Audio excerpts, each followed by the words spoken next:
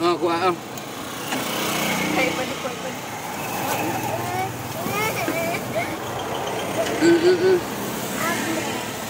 After na naming church service, nabasa ko yung chat ni Vincent na ayun, wala na nga daw si Yashel. So, parang hindi pa ako makapaniwala.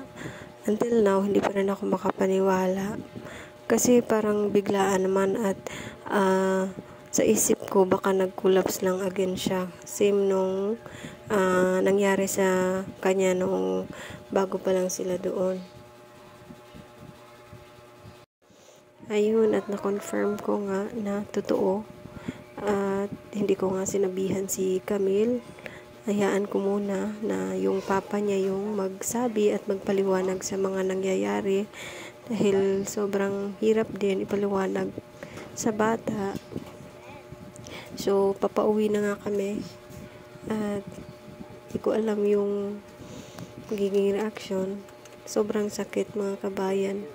Sobrang sakit para sa mga bata.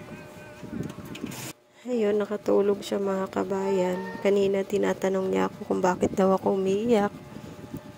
Wala akong may sagot.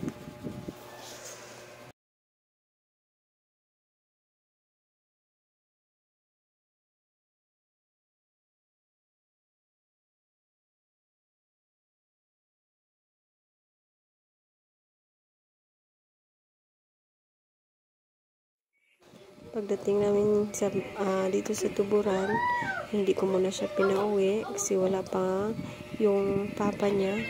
Mga alas 9 pa daw ng gabi makakarating. Sabi ko nga dito na lang siya matulog sa bahay.